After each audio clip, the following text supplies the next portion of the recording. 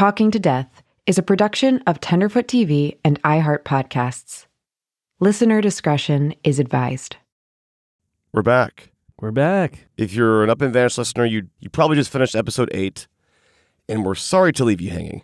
The way we've planned out this season and structured it has really been by design from the beginning.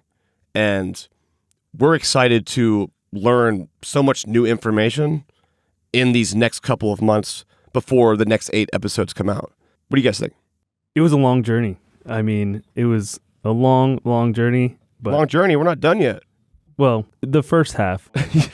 Part 1. Yeah. What we've covered so far has been a very long journey. It's also weirdly kind of rewarding. You know, it feels like we're doing the right thing, in my opinion. You know, talking to the family and stuff like that. It always feels good. Yeah, I will say I definitely felt pretty energized in a way after meeting with Selena and Joseph's mom, Joseph Balderas, who went missing in Nome. This is the first time, really, ever since I've been making true crime podcasts, where, in Up and Vanished specifically, the families of the missing persons, the victims in these stories, are up to speed on what Up and Vanished is as a listener, just as a consumer. And it's just been kind of like, it's kind of hurt my brain a little bit because it's, you know, if you look at season 1, 2, 3, the cases that we dove into, there was always a little bit of, you know, what's a podcast? What is this? What are we doing? And like, it's scary, right? Like I would be very intimidated to have anyone tell the story of my loved one in an investigative story, right? That just sounds scary.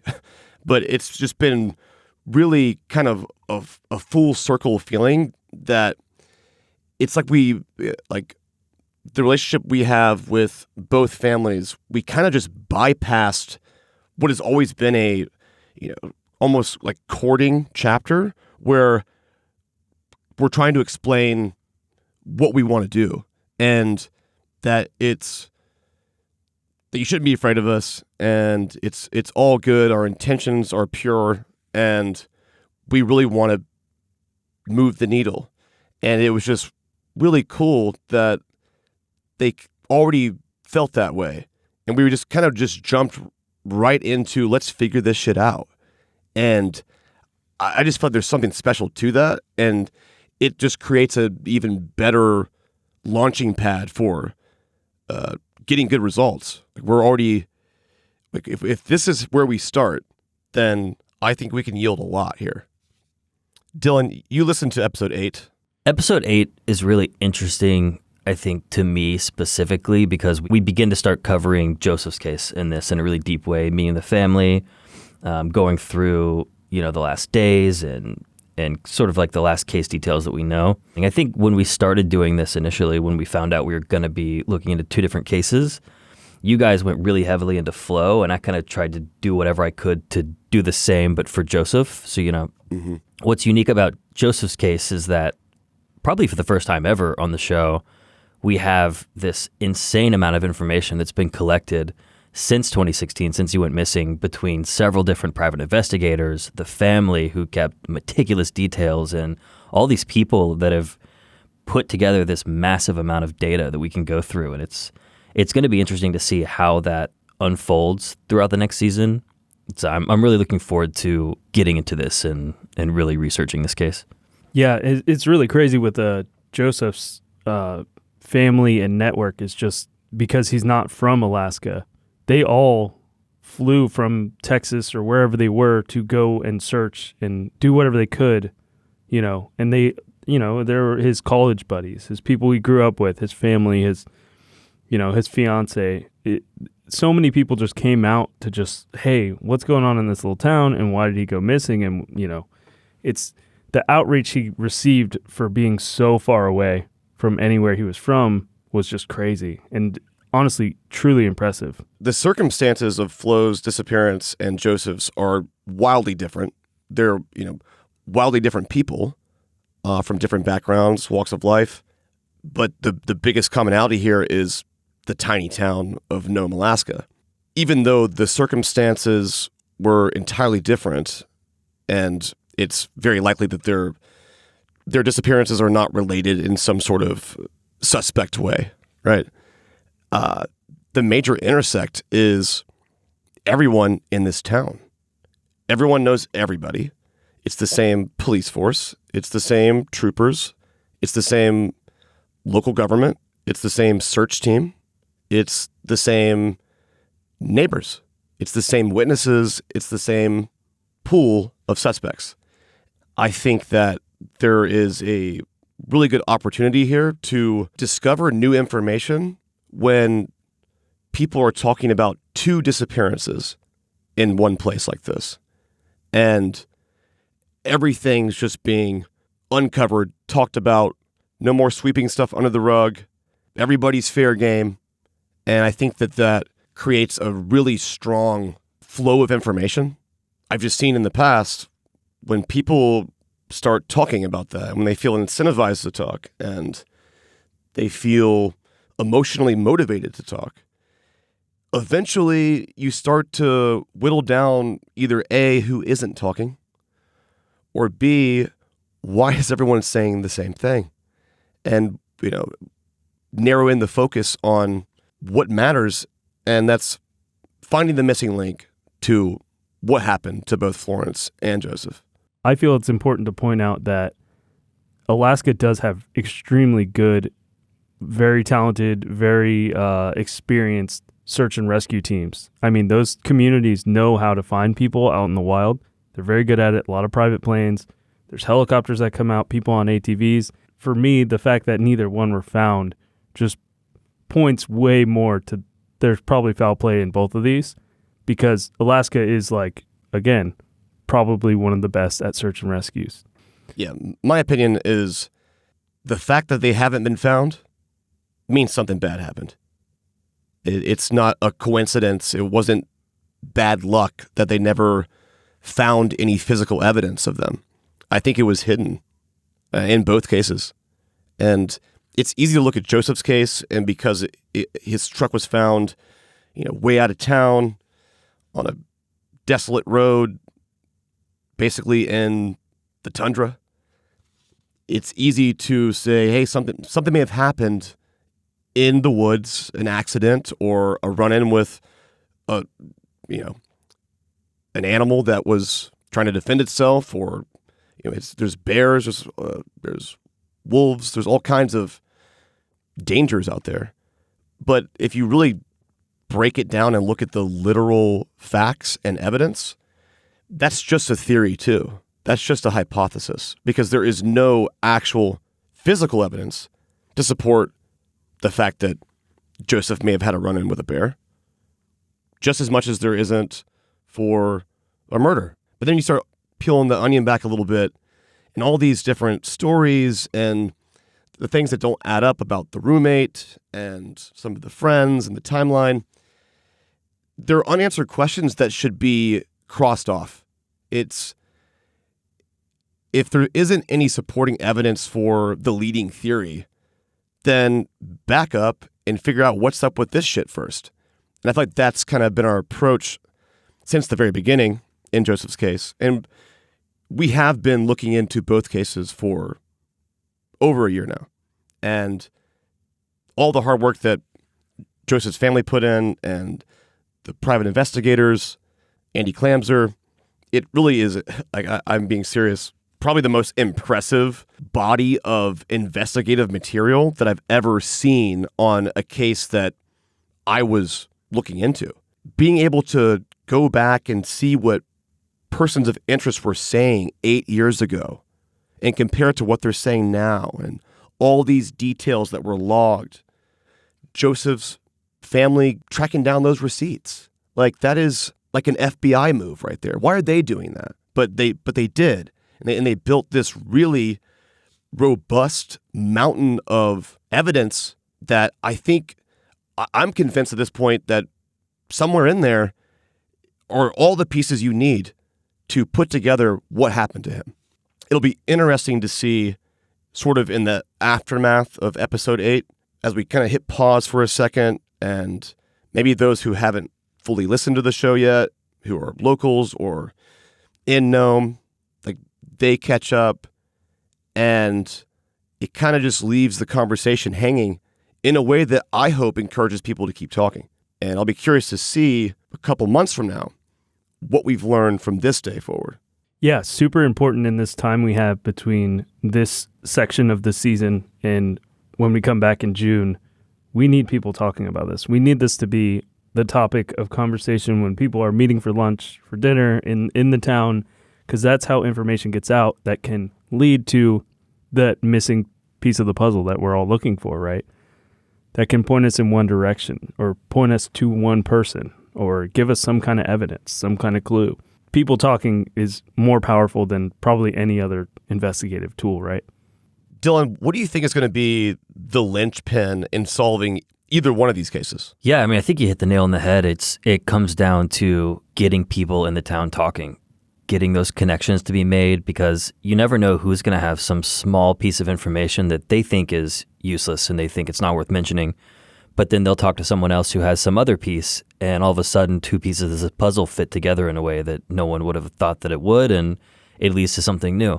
I think we've definitely done our legwork to make that happen, between setting up this Dropbox with this missing poster on it, offering a huge reward, talking to reporters and going on radio shows in Nome. And we've done everything that we can to start a conversation there. And it's really just now up to each and every person there to take some personal responsibility and join this conversation in some big way. And I think the problem is most people don't know what that timeline is that we've built up, or that the private investigators and the families have built up. Like, we have a very good understanding of his exact movements, but I guarantee no one person in the town knows as much as we do. But collectively, they probably know a lot more than we do. So it's really just about getting that collection together and presenting it in a way that the puzzle pieces can start to fit together. I mean, it being a small town, in a lot of ways, it can be a double-edged sword, though, right? There's the intimate part of it where information doesn't have to travel as far or fast. It's all right here. It's a beehive where everyone's so close that the answers are close. There's also a part of it where, because it is so small and someone's family may work at this place and at that place too, or their uncle is this guy, I would imagine there's probably a lot of times some hesitation in getting overly involved in something like a missing persons case, an unsolved, suspicious missing persons case, because of how close everyone is, period. You'll have to see that person at the grocery store tomorrow.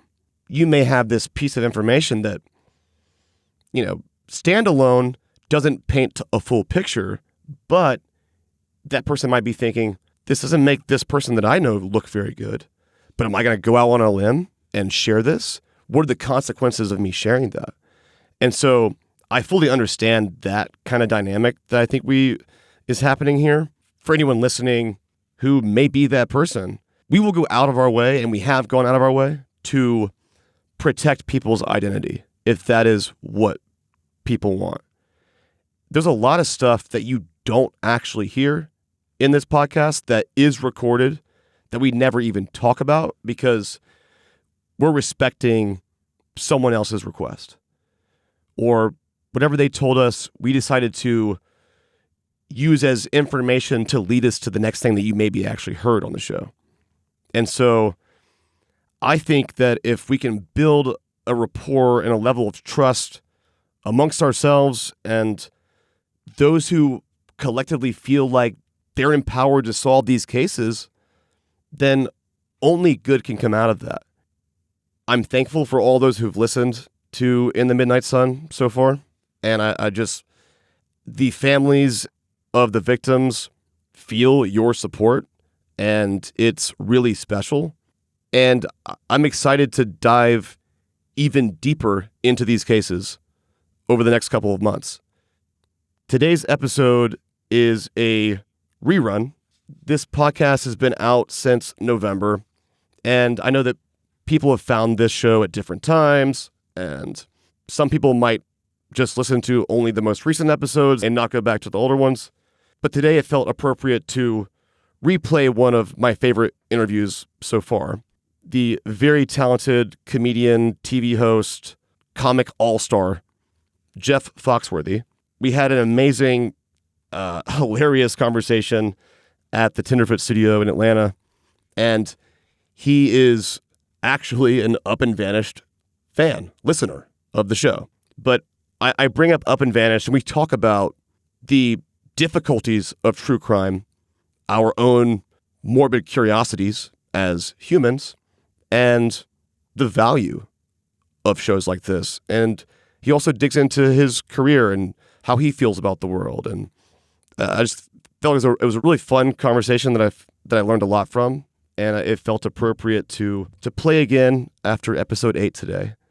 And to all Up and Vanished listeners, we will be back in June with 8 more Up and Vanished episodes. But in the meantime, we'll be right here on Talking to Death. Any updates you get on Up and Vanished will be here first until June. And we have a bunch of really amazing guests lined up for the next couple of weeks that we're excited to share with you. So please remain subscribed and tune back in every Friday because we need it to pay our bills.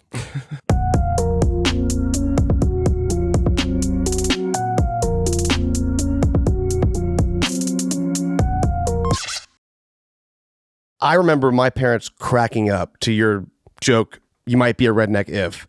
My dad's from South Georgia. He's from Albany. I mean, that's their shit. Albany, right? Yeah. Not Albany. Other people would call it Albany. Yeah. But we call it Albany. Albany. Yeah. How that started, why that is. No I in No it. one knows. Doesn't matter.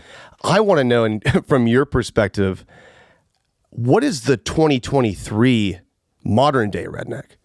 I don't think it's changed. Back when I first, let me back up a little bit. So when I first started doing stand-up, I was going to New York a lot. And the only advice I would kind of get up there was guys were like, yo, Jeff, I don't want to hurt your freaking feelings, but you need to take some voice lessons so you can lose that stupid accent you got. And I'm like, okay, well, where I come from, you have the stupid accent. Say, you have an accent too. And I don't know why, but I dug my feet in. I'm like, well, at least a quarter of the country talks like me. I'm not going to lose my accent. I mean, I grew up hunting and fishing, so I'm going on stage. I'm wearing jeans and cowboy boots. I'm driving a pickup truck around the country, doing gigs, and they were always kidding me. They were like, "Oh, Foxworthy, you're nothing but an old redneck from Georgia." And so one night I was playing in Michigan, right outside of Detroit, and after the show, it was in November, and I was like, "Dang, I wish I was sitting in a tree in the morning," because I bow hunt, and they were like, the same thing. Foxworthy, you're just so redneck from Georgia. Well, the club we were playing in was attached to a bowling alley that had valet parking. And I said to them, if you don't think you have rednecks in Michigan, go look out the window. People are valet parking at the bowling alley. Whew. And I, Payne, I wasn't smart enough to think, oh, it's going to be a hook or a book or something. I just thought, maybe that's funny. And I went back to the hotel and I wrote 10 ways to tell. Mm-hmm. And I went back the next night, and as I was doing them, people weren't only laughing, they were pointing at each other. And I'm like, okay, there's something here. Uh-huh. And, if I can write 10, can I write 50? If I can write 50, can I write 300? And I ended up, I had like 300 or 400 of them, and I sent it to, I was turned down by the first 14 publishers I sent it to. Really? What'd they say? They were just like, no, we're not interested. And the 15th publisher I sent it to, the guy called me in for a meeting. He said, "Yeah, this is kind of funny." He said, "I think we could do it. How does $1,500 sound?" And I was dead quiet because I thought he was asking me for $1,500, which I didn't. That's when you know it's a good deal.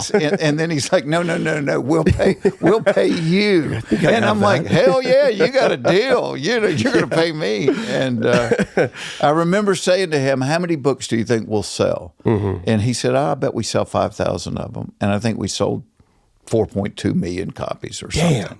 So every time I would see him after that, I'm like, I'm glad you don't know anything more about the book business than I do. Yeah. So that's how all of that kind of started. And so in the press, they would say, well, what's the definition of it? of redneck. And I would say, well, it's kind of a glorious absence of sophistication. And by that, my dad worked at IBM, but my dad would come home, pop a beer, and he could entertain himself watching the Bug Zapper. I mean, he'd just sit there and go, "Oh, that's a big one right there." I mean, It was like never got old. Very simple-minded. And so I said, Elvis had $1 billion. He had televisions on the ceiling with shag carpet on and he's shooting at the televisions. I mean, that's redneck. You don't. It doesn't have anything to do with how much redneck, money you've got, right? So when you first met all these other fellow comedians, when your career was starting out, people were dogging you for your accent. What was the turning point? Do you remember like a time where maybe you proved some of these people wrong or something, or you realize that, hey, despite, I'm going to be myself and do this, but now it's working and it's successful? Well, even to this day, like when young people come up and they say, "What should I do?" I say, do you. Don't try to do Nate Bargatze. Don't try to do Jim Gaffigan. You talk about the things you know and the things you do. And even back then for me, it was like, I can't, if I pretend to be cool, I'm not going to pull it off. I'm not cool. But I was very fortunate because I found kind of the template for what worked for me. And that was, I just figured if I thought something, or if my wife said something, or if my family did something, I was going to just trust other people were thinking and saying and doing the same things. I did a joke on the last special. I said, fact of life, out of all the cereals, Captain Crunch is the most time intensive. Here's what I'm talking about. If you eat it too soon, after you pour the milk on, you will rip the roof of your mouth to shreds. You wait too long after you pour the milk on, and the captain will put a film on your teeth a wire brush can't get rid of. But I just had that thought one time. I was like, what the hell is this film that Captain Crunch gives you if you let it sit too long? Yeah. That was a thought I had. So I just trust that thought enough to throw it out there. And now people are laughing. I'm like, oh, I'm not the only person to ever think that. Yeah. And so that's kind of my creative process, I guess. You'd think with Captain Crunch, like, as many chemicals as probably in there already, just add a few more just to let it sit longer in the milk. It's like there's such a fine line on Captain Crunch, because if you go too early. Do they know this? They should. They do now. I bet they do. I bet they've talked about it. Yeah. Have they sent you like a bunch of boxes of it yet? Nothing. Got nothing. Of the new recipe? Got nothing out of it. Damn.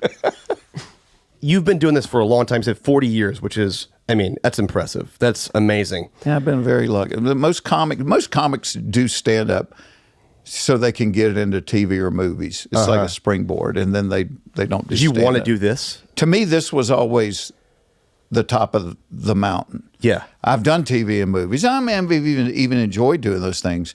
But to me, this was, if you put a gun in my head and said you can't do but one thing, it would always be stand-up. What makes you want to do that? God, I don't know. There's just, for one thing, it's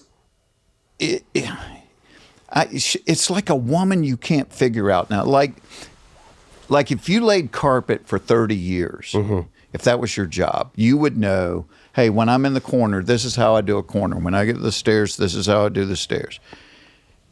After 40 years, I still don't know what they're going to laugh at. So if I'm working on new stuff, and I always write stuff on note cards, and then I'll go down to the club on a Tuesday night and try it out. If I put a star beside it, meaning I think this is going to kill, it almost always dies. It's a big turd. You just personally like this one the most. I just think it's funny. Yeah. But you would think after 40 years, I would know what they're going to laugh at and what they're not going to laugh at. So what do you make of that? Sometimes I think, oh, this is stupid, and I throw it out there, and they're snotting on themselves, and you're like, really? But that makes it fascinating to me.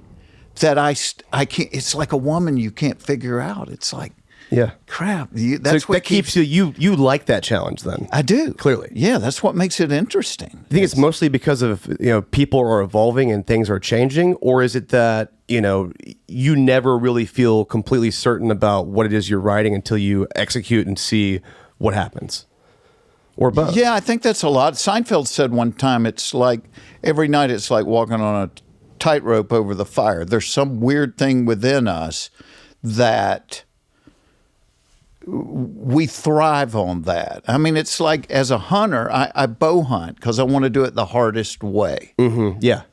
I think that's the hardest way to do it, but I feel like if I could pull it off doing that, then I've done something. And creatively, like I tell my musician friends, I said, if you write 4 hits, you're going to play till you're 90 years old because people are always going to come to hear those 4 songs. Absolutely. Yep. They may like your other music, but they want to hear those 4 songs. And comedy's the exact opposite. If, like in the old days when I would do a CD or an album or whatever, or if I did a special, people would go, oh, that was funny. What do you have that's new? Yeah. So they don't want to hear the greatest hits. They want to hear the new stuff. And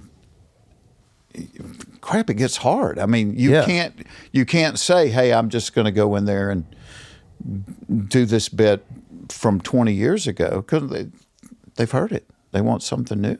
How'd you get used to having to keep going back at it again and again and try to make something better? Because you clearly have done this throughout your career. Not everyone's capable of doing that or wants to do that.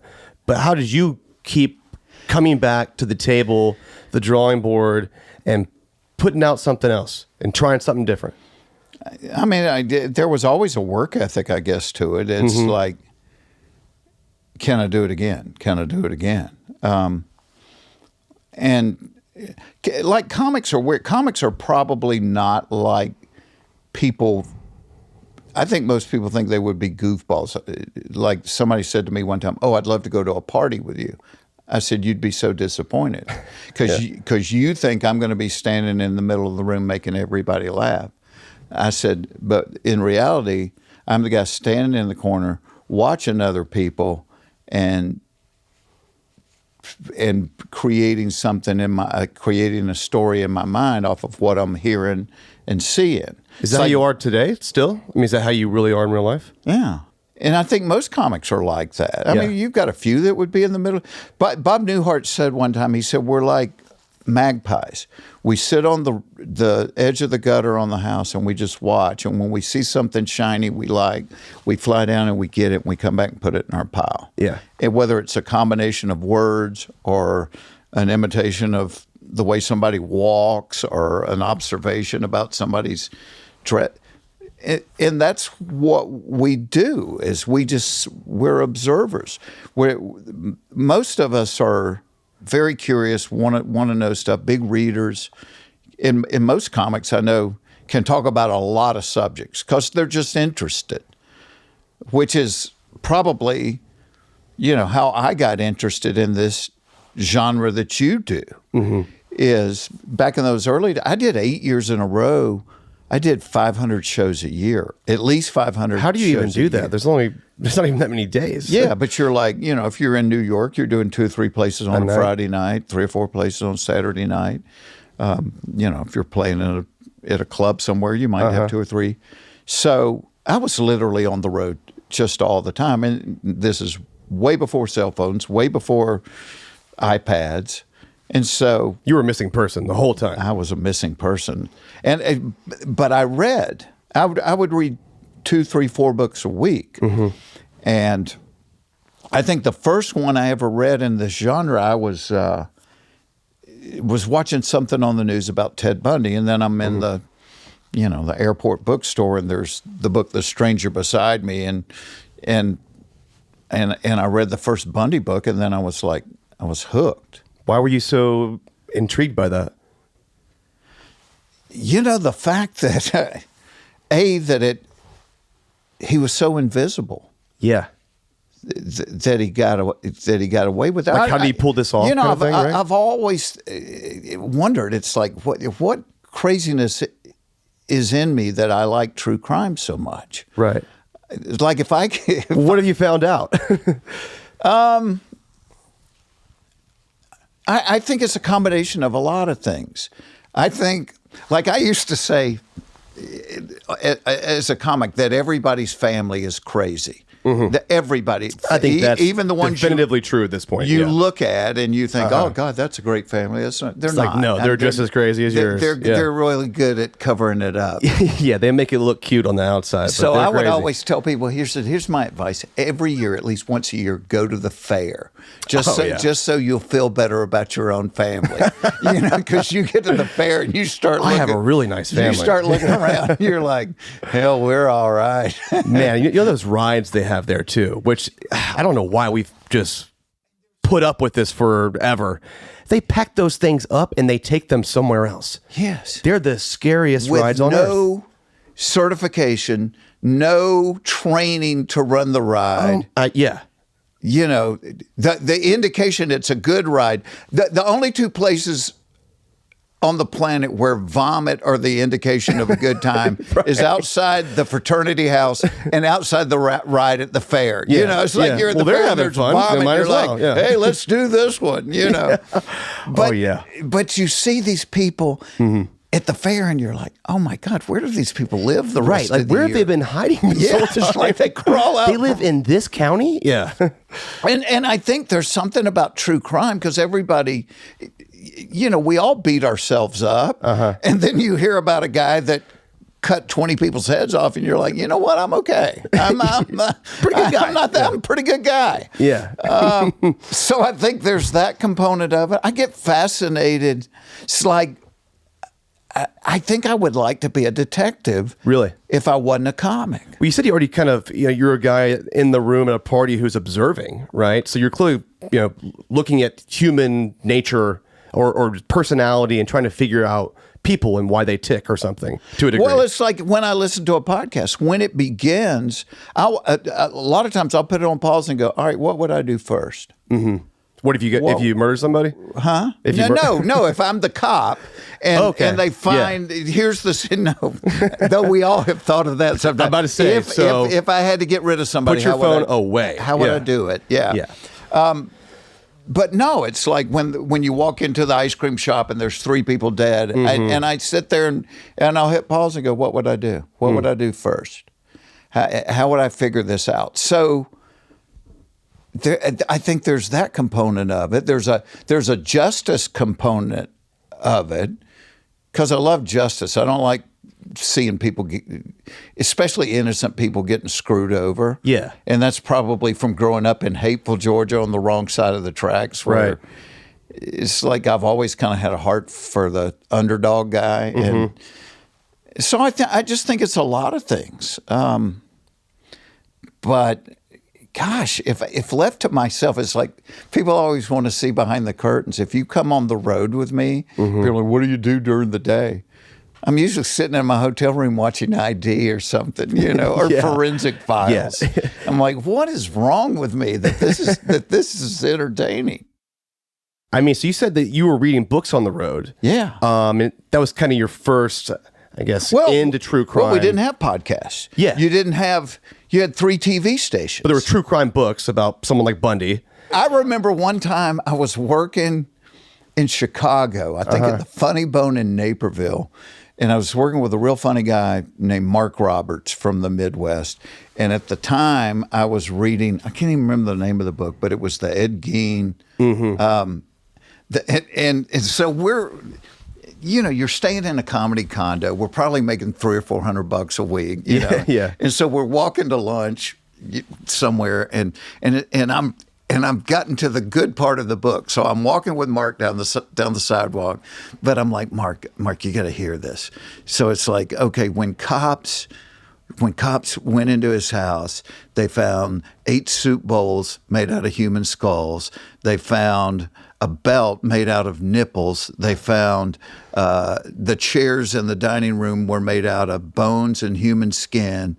And I remember Mark, he goes, it sounds almost like a segment on the TV show. It's like, Gein, crafts with Gein. Okay, today we're going to make a living room set. You made it sound so nice. We're going to make a living room set out of your Aunt Phyllis, but I think sometimes, all right, Jeff, you have bad thoughts. It's like, no, I don't look at somebody and think, their skull would make a really good soup bowl. You know, so, but if you did, would you tell me? I would. You would. Yeah, no, I don't think that kind of stuff. So, Yeah. Well, that's good, but though. that's like a depravity that's like, where does that start? And I think we're curious about that, Well, right? but how there's can one do that, right? How can somebody do that? B, where do they have that thought? Yeah, like where does the come thought from? going Yeah. from going? Yeah. You know what? Make a good. See, How do you get there? It Yeah. borders really close to comedy. Because it's so extreme. It is so extreme. Yeah. But that's kind of what comics are, truth tellers. Comics, it's our job to hold stuff up and go, why do we do this? Why does this happen? Why? And there's something about that going, why the hell would you look at somebody and think, I'll make a soup bowl out of your skull? Right. Where does that thought come from? Yeah. I feel like there's a fine line, even just in my career as a podcaster, I've thought about this a little bit, where if I'm, deep investigating an unsolved murder or something, and I'm, kind of getting in the mind of this, perpetrator or something, or this person of interest, I start to see this sort of weird fine line between like the good guy and the bad guy or something, where my own curiosity about how he would think or what he would do if it made sense, trying to make sense of it in some way, and what he's doing, it's like we're just on different sides of. And sometimes it's a really fine line. Yeah. I mean, like go back to the Tara Grinstead thing. That's just probably two guys in a drunken moment making a bad decision. 100%. That Yep. escalates like a snowball down a hill. Yep. Now, so let me ask you this. So from your side of it, when you start pulling that thread, you have no idea if there's going to be a satisfactory end at the end of it. Not at all. Does that, as you're going through it, do you think, oh crap, this may end up being nothing? You definitely have those moments of, it's maddening. I'll put it that way. It's as a storyteller, innately, that is maddening to not be in control of the ending in that way. Yeah. But it also propels me to get that ending. Like a joke without a punchline. Yeah, exactly. You're doing the whole setup, but yeah. Yeah, I've learned over the years that if I can get enough things lined up and avenues to go down, I can see some sort of ending that will be satisfactory at the bare minimum. If I've become convinced that these individuals did this, then I can do as much as I can to prove that. Well, I think what you accomplished in that story probably propelled podcasts so far, because then people that were listening were like, hell, I might be able to be part of the solution to this. Yeah. But did you ever have trepidation as, hey, I'm poking a hornet's nest here and this might backfire on me? Oh, 100%. When I first started, I was like, this is pretty scary. I shouldn't be doing this. Why am I poking around some unsolved the people murder that did case, this right? may just drive by and shoot me going down the road. But in the headspace I was in, though, I felt like I had nothing to lose in my life at that point. My mom would probably be like, yeah, your life. I'm like, yeah, Mom, but like my life's not going so well right now, right? I felt like a failed artist or something. Okay. And so I really kind of was willing to take that risk. It got the most serious once the arrests were made, because I had a choice then to either hang it up and just let it happen, or keep investigating this now that I have two prime suspects to look into. And I decided to keep going, and I doubled down again. And we learned a lot more about what really happened. And that was a conscious decision that was probably the scariest, because now law enforcement was, stay out of my way, right? Thanks, but go away now. Stay out of my way, even though the work you were doing kind of got them to the point of being able to make the arrest. Yeah, like, we'll take it from here. Yeah. I was like, okay. And I've said this a few places, but all the years later when they finally had the trial, Ryan Duke was found not guilty. And I was really just blown away that in the 5 years after these arrests, they did really no other work to convict this guy. They really just kept the same exact narrative, like they were too stubborn about it. And every detail that we brought up in the podcast and Up and Vanished that kind of poked a hole in it. Yeah. It's like, hey, that was for you guys to look at and consider. And run with this. I'm not trying to, damage your case, but that's exactly what the defense did, was use that kind of information that they could find on their own too. Yeah. Right? It was just the truth. Yeah. I mean, yours is a little bit, at least as a comic, I have a little more control of how something ends. Totally. While we both love a story, I get to lead mine more than yours kind of leads you. Yeah, I think that there's probably two different types of pressure because, to me, that's one of the most maddening parts about it. But I would imagine for a comedian, the pressure to get up here and make you laugh. Huh. Or do you even look at it like that? Is it still like that to you? Or are you just going to do your thing and you're just going to let it be what it is? I think you have to have a little bit of that. Mm-hmm. You have to have... I remember one night, I'd probably been doing it 2 or 3 years, and I was on stage in Jacksonville. Mm-hmm. And just for a split second, I had the thought, what makes you think what you have to say is more important than the other 300 people in this room? Wow. And then I immediately went, you need to lock that in the basement. You need to go ahead and delete that. You're not going to be able to do this. No. So I don't think I've ever... Now it's like, you and I could be sitting here like this, and there could be 50,000 people out there. Mm-hmm. And if somebody came in and said, Jeff, you're on, I'd be, okay, I'll be back in an hour. Yeah. I don't even think about it now. Yeah. But that's probably... from having some success doing it. In 40 years, God, if you're still scared. Though I know guys like that. I know guys that have been doing it 20 or 30 years and they still throw up before they go on. Wow. And I'm like, crap, find something else to do. But so you had 40 years to get a new job. Yeah. You must really like this. So what do you think it is that makes people so interested in true crime? I think it's the curiosity. I think that's the curiosity of why somebody would do that, or I think it's different for everybody, but generally speaking, the curiosity as to why someone would do that, because it's just unfathomable. Like, how could your brain go there to do something so wrong? And then also maybe from a preventative measure of, if this was some wolf in sheep's clothing and he was out here doing this for years undetected, right? Some Ted Bundy type guy. Yeah. What were the signs of that, right? Like, how could I spot something like that, even if he's not a serial killer? What if he's just a bad dude? And how do I, what can I learn from this? I think there's some of that in all of us that are like, because we want the bad guy to look like the bad guy. Of course. It's easier that way. I think it's easier for my generation over my children. We knew bad guys wore black and white striped suits and that black mask over their eyes. That's how you knew somebody was a bad guy. Every time, right? Every time. You see him running around. If the guy had on the black and white striped suit and the mask over his eyes, he was a bad guy. Big bag with a big dollar sign on it. Yep. But I think there's part of us that's like, all right, how do I avoid this happening to me? Yeah. But there's also part of us, I really think, that wants to solve the puzzle. Oh, for sure. The puzzle of what? What puzzle do you mean, though? How do you catch these people? Yeah.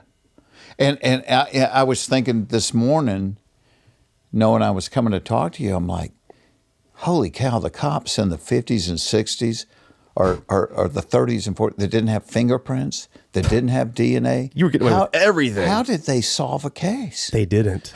Well, there's a guy down there, he looked a little bit like him. Hang him, Yeah, I mean, you're like, wait, didn't have a whole yeah. lot of proof. Oh my God. No, it's kind of hard to look back and imagine that. I mean, these days, I feel like it's a lot harder to get away with murder. Oh, a lot harder. I was riding with a buddy the other day, and he asked me out of the blue, he's like, all right, if you were going to kill somebody, we've all had that comes up conversation. eventually one day. He goes, how would you do it? Yeah. And I said, Well, the hard thing nowadays is there's cameras everywhere. Everywhere. You know, aside from riding down the road and popping somebody walking down the side of the road with a gas can, I don't know that you. Yeah. There's what do you do? But Yeah.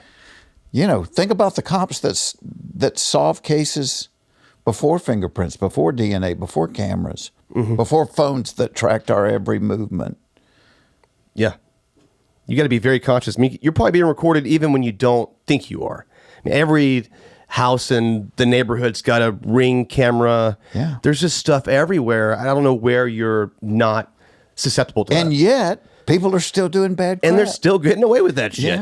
Yeah, and still getting away with it. But I almost think now the ones that get away with it, it's just, they're incredibly lucky. Oh, yeah, absolutely. It's not some genius out there. No, there's dumb luck. Yeah, it's absolute dumb luck. Yeah, try that again. Yeah, and we'll see what happens.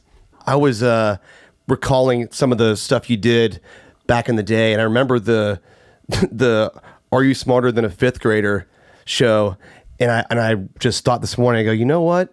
I'm not. I'm not smarter than a fifth grader, I think. At least not the ones on that show. I mean, are those the smartest fifth graders on earth? Or no, they were really, we did a nationwide search, and they wanted fifth graders with good personalities that were smart. That wasn't like they were going around going, we want the genius kids. But it's like when Mark Burnett called me about that. He said, would you, he's got that English kind of, that Australia. He said, would you be interested in hosting a game show? And I'm like, no, I don't think so. I said, it's too cheesy. I don't want to do a game show. Because I was picturing Wink Martindale, you know, or something. Yeah, Big Mike with the... yeah. Win, lose, or draw. And I asked him, I said, what's the premise of the show? He said, adults taking an elementary school test for a shot at $1 million. And I just started laughing. I said, that's stinking brilliant. Yeah. Because everybody's going to think they can do it. If I'm like, hey, I'll give you an elementary school test, you're like, I'd be scared. sure, yeah. Yeah. And you realize very quickly, it's like, when's the last time at one point... When we were doing rehearsals, I'm like, all right, why is it that my brain kept all the lyrics to the Gilligan's Island theme song, but it deleted everything about triangles? You know, because there was a question about a isosceles triangle, and I'm like, oh, I knew that at one point in my life, but I have no idea what an isosceles triangle is now. You know, there's not enough room in there for that kind of stuff, unless you're an engineer, you right? You can only store. Have you ever had to use that though in your life? No. Do you even know what it is today? I don't personally. What, the what? Isosceles triangle. No. Like the Pythagorean theorem. Yeah. I know the word, don't know what that is. I asked Siri, I'm like, what's the Siri was like, you have a pie in your ear end? I don't even know what the Pythagorean theorem. That's not pi though, right? It's not. No. You want to cut this. See, we're definitely not smarter than fifth graders. And if it was, what is pi? I know it's 3.14, and it goes a lot longer than that. A lot longer. No clue what else it is. I know it's a number. And how does it relate to the equation? No idea. See, that's what I'm talking about. I know. That's why that show worked. And it was funny because they didn't have a problem with giving away the money. They would come to me before the show, and they were like, "This lady's really smart. We might be giving away $1 million today." And she'd go out on a second grade grammar question. You know. No, it's a brilliant show, and yeah. So you were quickly like, nah, no game show host to. When he told me that, I'm like, because I thought, well, I can be funny without being mean. I mean, I didn't want to make fun of people, but you know, when somebody doesn't know a question that 7-year-olds are answering, you can kind of but it's have good-natured fun with them. Yeah, you're an adult, so it's okay, and you thought you could win. That's why you came here. So there's a little bit of you signed yourself up for this. This was going to be easy. Yeah. And now here's a little behind-the-scenes thing. Okay. So I had a thing in my ear because the shows were timed to fit. So like I had a little thing in my ear, and so they were timing each segment for where to put the commercials in. So they might say to me, "Hey Jeff, ask the question, but go to commercial before you reveal the answer." So that was in the early days. By the time year 6 rolled around, they'd be in my ear going, look at the sweat stains on this fatty over here. You know, holy cow, this guy, look at the pit stains on this. And you're just... and I'm 2 feet away from the guy talking to him, and they're in my ear just, you know, you're like, stop it. Yeah, trying to get you to crack. Yeah. Oh, they're trying to make me laugh. Yeah. Yeah, I just, I've been thinking a lot about, you know, comedy. I mean, I'm a huge fan of comedy, and I feel like it's changed a lot over the last couple of decades. Even just the climate around it, right? Just what it's okay to say, what isn't okay to say. And I know it's like a weird issue that is kind of, it can be looked at like this or that. I feel like it would make it more challenging sometimes, because sometimes jokes are offensive, but maybe that's why it's funny. Yeah, I was going to say. They right? It's like that was the point. But maybe they're really funny. Yeah. But yeah. So is it a dance that you do? Well, I like, even over the course of my career, like, because I did a lot of relationship material. And so like 20 years ago, I might have done something, why do women do this, but guys do this? Then you'd have people going, well, I'm a woman and I don't do that, or I'm a guy and I don't do that. So what I would do, I went, you know, I will do this, but then my wife will turn around and do that. So I'm like, all right, I'm not, make it general. It's me and my wife. But it's almost gotten to the point now, and probably younger comics don't feel like this, but for the guy that's been doing it, it's not as much fun as it used to be, because I think people don't laugh at themselves as easily as they used to. Okay, yeah. And here's my theory. I think we're all idiots. Yeah. Nobody has life figured out. I mean, I don't care who you are. Nobody has it figured out. Every day, every one of us is coming to 1,000 forks in the road, and using our best guess, we're going left or right. We don't have it figured out, but we kind of live in an age where everybody has to be right. So if you say something, then on social media, you're either wrong or right. You're getting attacked. Well, when they have to be right, that means you have to be wrong. Well, nobody wants to engage in a conversation like that. Yeah. So what you do is you walk away. You shut down and you walk away. And we've lost any gray area. In your perspective, how did we get here? It's like everybody, with the internet, everybody got a voice. Yeah, yeah. Whether you were educated on the subject or not. Right. It's not about people having, everyone being able to have a voice. It's some of these people are dumb. Well, that's it. Well, in my opinion. Yeah, you're on telling people, you know, it's like anytime somebody tells me, anybody acts like they have God figured out, that's immediately a red flag to me. Because what do you mean by that, though? Like, well, give me an example. It's like, I know you. You're an idiot. I saw you run over your trash can backing out of your driveway. If you can figure God out, then God's not that cool, because you're an idiot. But we've kind of done that in every area of our lives, where people speak with authority on the internet on things they have no education or research about. And we've become a skimming society. And like I will say this, like critical thinking.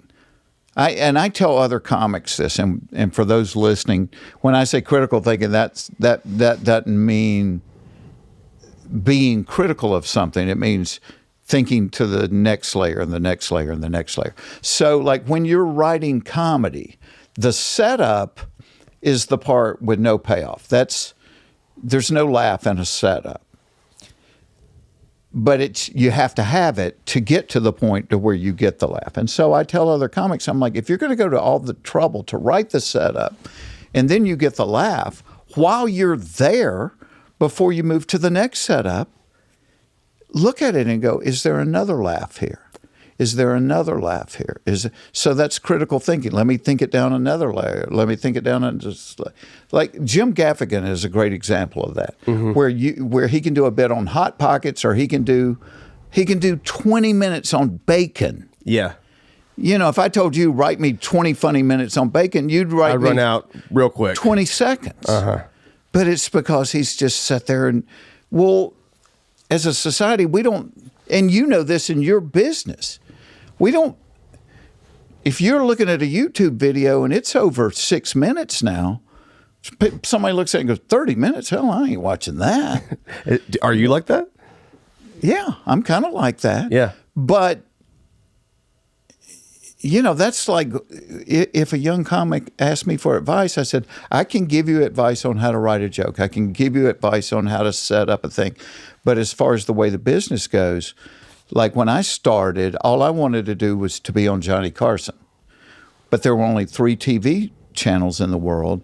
And if you were a comedian on Johnny Carson, you were in the upper 1% of what you did. And it literally changed your life that night. Wow. I mean, I do it the next week. Casinos in Vegas are like, do you want a headline? Really? For no other reason than I made Johnny laugh and he called me to the couch. Wow. And so it was a career changer. And then you had records, you had albums, and then you had specials, you know. And, well, now nobody buys records. Yeah. Now nobody buys DVDs. I mean, you had platinum comedy albums. Multiple. Yeah. Which is an old idea at this point. 3 or 4 times crazy platinum. To think about, right? Yeah. So, yeah, like the first 2 I did, both of them have sold almost 4 million copies apiece. That's insane. Now, if you have a comedy record and it sold 50,000 copies, it would be a through-the-roof smash hit. So that's what I'm saying. The business has changed so much. I can't, if you start a comedy tomorrow and said, help me, I'm like, I can help you write jokes. I can't help you because now with the internet, everybody's got a slice of pie. So you get exposure, but it's not as big of a slice of the pie. 20 years ago, if you did a record, you were part of the 1%. Well, now just breaking through and being able to do that, right? But now do you feel like it's kind of saturated in that way, or just if you're really talented and you're really good, talented, you're still going to find your way to the top eventually, right? It's just a different path than the path that I had. Yeah. Like I mean, it's probably in what you do. If you're good at a podcast, and you know. I love the stuff you do, but I listen to all kind of stuff. Well, through that, I'm able to judge these people are good, these people are not so good. Right. These people tell a good story, these people don't tell a good story. Right. You know, and I can't tell you how many true crime podcasts I've started that 10 minutes into the first episode, I'm like, I'm bailing. Too much of a commitment. This is not good. Well, it is a commitment. It is. Because I'm giving away my time. Oh, yeah, totally. To devote to and you're like racking your brain on some puzzle. Yeah. Right? Is it going to be worth it? But when somebody's good at it, you're taking that journey with them to the point, you know, like me and my daughters are texting each other at night about, did you hear the latest up in Vanish? What do you think? What do you think about that? What do you? So it becomes not just your story, but you're sharing it with other people. Kind of like the whole Murdaugh thing became, right? You know, where everybody in the country's texting at each other. At night. Huge. Yeah. So it's interesting. What did you think you were going to do? At which stage? Before you started this, because I know, when I listened to the thing on, and by the way, anybody out there, Term Podcaster is really good. It's a weird title, but it's really good. It's like how somebody ends up. What would you call it? Well, it made total sense. Became podcaster? It made total sense once I listened to it, but I'm like, what the heck does that mean? Term podcaster. But so before you did it, where did you think you were going to land? I didn't really know, but what I had pictured in my head was I had just viewed myself as a filmmaker, storyteller in that way. And I had been doing short films and stuff my whole life. So that was kind of part of my identity. And I felt like a failed filmmaker. And I decided one day that, hey, I'm really into true crime and this investigative journalism. How does one become that? Did they just decide one day that I want to do that? And I just thought, well, I want to do that, so I'm going to try. And I just listened to Serial, and I was blown away that I, could be that enthralled by an audio story. Because, my ADHD brain, I was like, wow, that's amazing. So I thought maybe if I could make a podcast, because I know how to edit, because I edited all my, music videos and stuff, I could do it for cheap. That would be a stepping stone, proof of concept to do this bigger film documentary idea I have. That's all it was to me. I didn't look at it as a career path or anything but hey, this is working, so maybe these Hollywood guys, whoever they are, however this happens, will take a shot on me to do a docuseries or a TV show or something. All right, so since you started that, mm-hmm. has your dream of what you want to do changed? No, I think that I added another layer to it. Yeah. I realized that, hey, this podcasting thing is kind of fun. The creative liberty I have is not to be taken for granted, because even at the highest level of some HBO series, I'm going to take a backseat a little bit in the creative control, I would imagine, right? Well, in my career, the thing I enjoyed the least, not the people, mm-hmm. but was the sitcom, because I had a sitcom for a few years in the mid-90s. But they didn't even want me in the writing room. They were like, and I'm like, well, who knows? It's the Jeff Foxworthy show. Who knows Jeff Foxworthy? Which is bizarre and hard to understand, but I totally get what you're saying. But they were like, I'm like, who knows Jeff Foxworthy better than Jeff Foxworthy? Well, not Jeff Foxworthy. It was apparently. me writing about me that made you give me the show. Yeah. And they were like, well, this is TV, and so, then I get the script on Monday and I'm reading it going, oh, this is not good. I wouldn't say this on stage. And yeah. So that was the least fun part. But like for you, see, I think you have to be, your game has to be better to do a podcast, to make somebody follow a story on a podcast. How so? What do you mean? Well, it's like with me as a comic, if I don't have the benefit of you seeing me, or making it look real pretty, mm-hmm. or me raising an eyebrow and doing a funny face. If you can't see me, if I just have to make you laugh with my words, I got to work harder. Yes, that's actually a great example. Your comedy audio, you can't lean on that visual component of not at all. Just the physical, silence and just an expression or element something, right? Even what I might be doing on stage, because I was always kind of physical and would roll on the floor. And you're not doing that on a record. Yeah. You're not doing that on the radio. So did you sharpen your tools from that, you think? I think so. I think so, because too. there were, and so like you're saying, it was just a different thing. Uh-huh. I learned to do comedy in a lot of different forms. Okay. Like you had the live stand-up show where I could raise the eyebrow, do the funny face, and run around in a circle. Yeah. But then you'd have the element where you were making a recording where you couldn't do those things. Then I wrote like 20-something books. Well, reading it is totally different than saying it. Mm-hmm. Even though you might be a redneck jokes, the calendars, those they read differently, I'm sure. They do. There's some that are funny to read that don't work as well when you try to say them, and vice versa. And and then I invented a game on the spot. Like we were at Thanksgiving and the kids, I say kids, they were all in their 20s, but they were playing Cards Against Humanity. Yeah. Well, their grandparents were there and their aunts and uncles. And I'm like, you can't do this. You've got to go to the basement or somebody's going to have a stroke we know where this goes. At the kitchen table. But literally, I was sitting there almost probably like you with the podcast, and I'm going, all right, well, why can't you have a funny game that you could play in front of your aunts and uncles? Smart.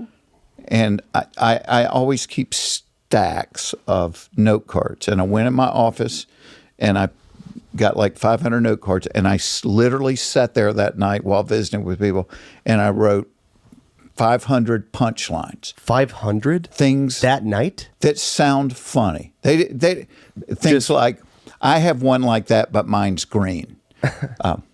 I have mold in my crawl space. Yeah, it sounds funny. What does it mean? Let's expand. I don't think I would touch that. Whatever. And so I wrote 500 punchlines, and then I thought, all right, what does everybody have in common? Everybody's family's crazy. Everybody. So why don't you write 100 setups about families? Okay. So the setup might be right before we walked down the aisle, Daddy leaned over to me and whispered blank. So everybody at the card has 7 punchlines, and they hear the setup, and they look through their punchlines, and they go, this will get the biggest laugh. So literally in a day and a half, I made a game. And it was the easiest. You could learn to play it in 10 seconds. Yeah.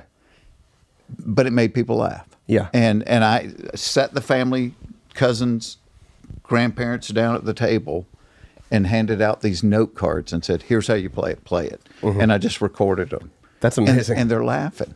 Yeah. Well, it ended up becoming the #1 game on Amazon. And I thought, all right, it's family, relative insanity is the name of the game.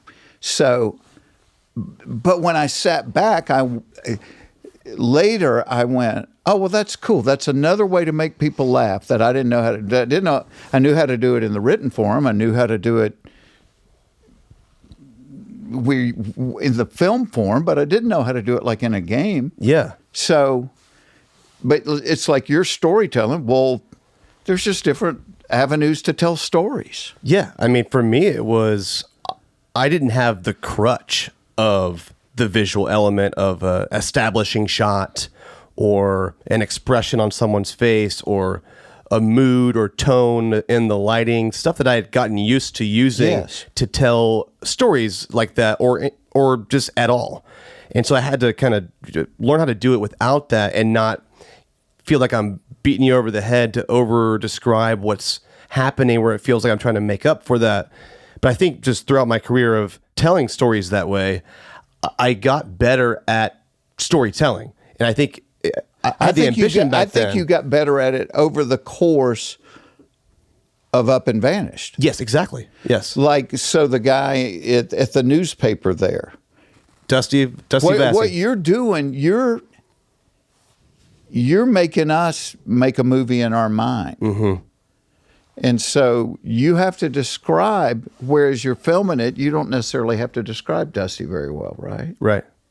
Yeah, you can see it yourself. Yeah. But so there's elements of that. So it's actually pretty cool that you've learned an entirely different skill set all under that banner of storytelling.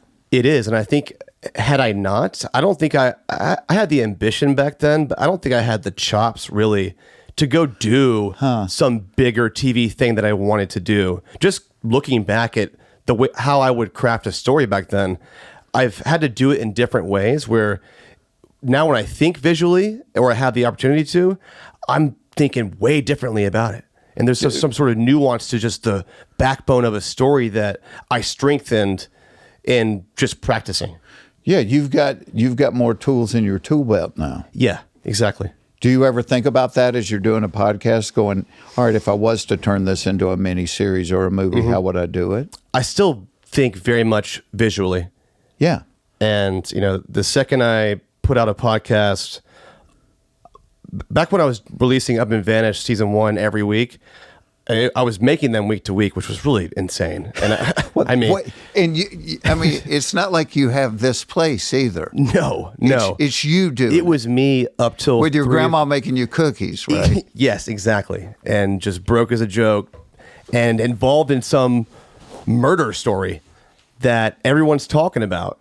It was weird times, but I would upload the episode and the next morning I get like 3 hours of sleep and I would listen to it one time once it was already published because I knew that it was too late now.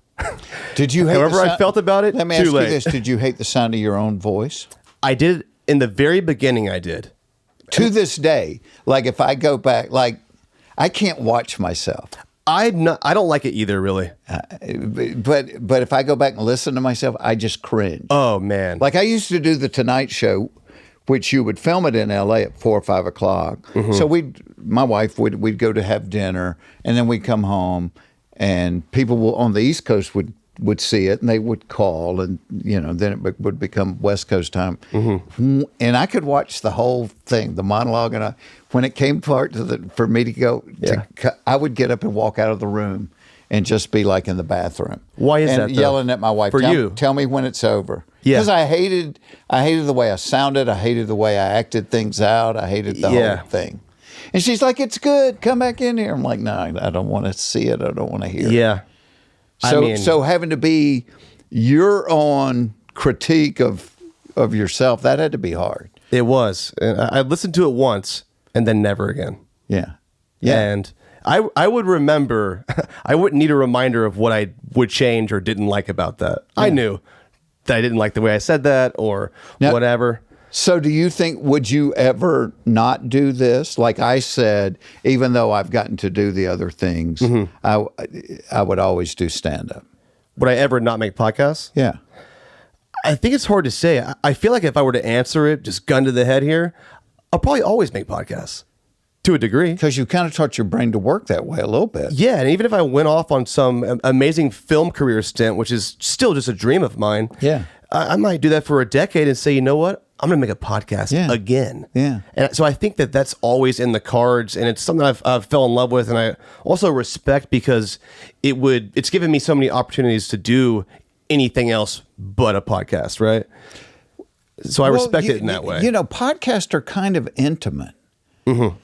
Yeah. In that, if I'm going to watch your film, I've got to go to the theater, or worst case, I got to sit in my living room. But like when somebody's listening to you, they're listening to you when they're getting out of the shower. They're listening to you when they're laying in the bed. They're listening to you while they're making dinner. There's kind of when you get involved in a podcast, there's an intimacy to it, Did you feel like you knew me in some way? Yeah. I mean, I felt like, because you were pretty honest up front. It's like, hey, I don't know what I'm doing, but I think this is a good story. So, the creative in me is rooting for you. I always tell my kids, I said, if your life's going to be cool, you need a few hold your nose and jump moments. Yeah. Where you don't know what's going to happen. I quit IBM to be a comic.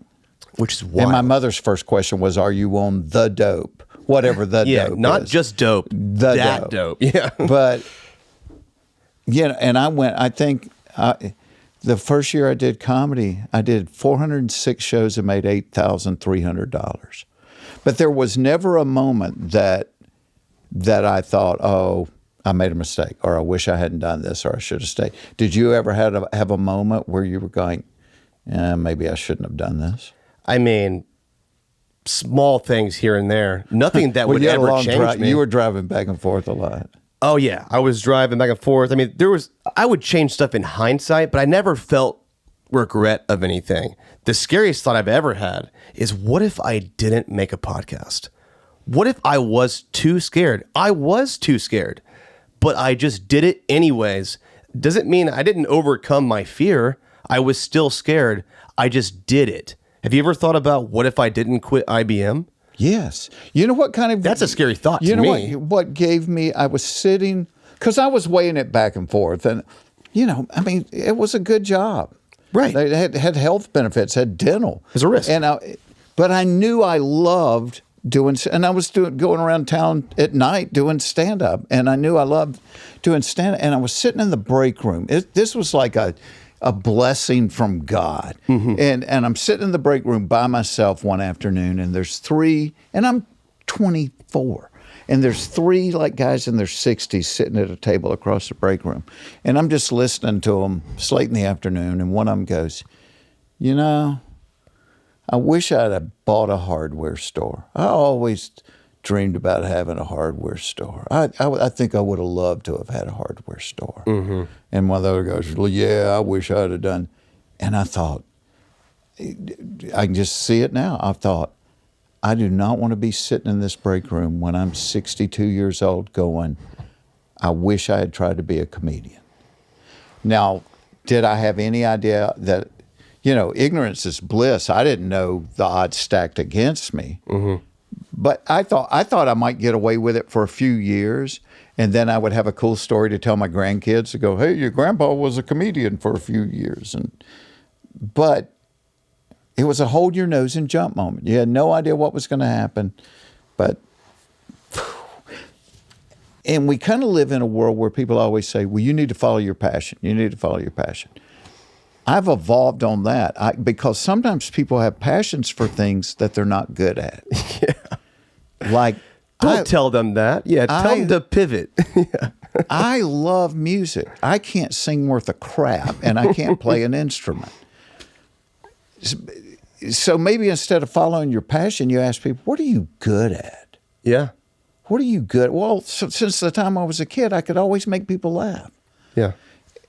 To the point, I can't even take credit for it because I don't know why I can do it. Yeah.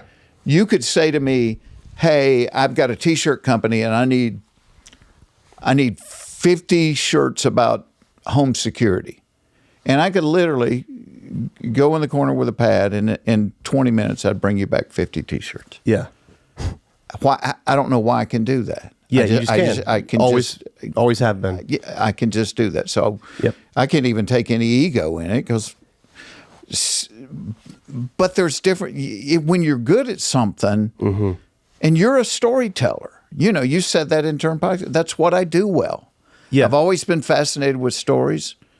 That's all I know, really. Yeah. But you can do it in a lot of different ways. You can do it as a filmmaker. You can do it as a podcaster. You can do it in the written form. Yep. Just like I can do what I do in a lot of different ways. And it's kind of fun to explore a different way to do it sometimes. It feels fresh again. The challenge is refreshing sometimes. Like, I thought I hated TV from the sitcom experience. Right. And then a few years later, when we were doing the Blue Collar Comedy Tour, they said, hey, would you like to do a sketch show, like a Saturday Night Live?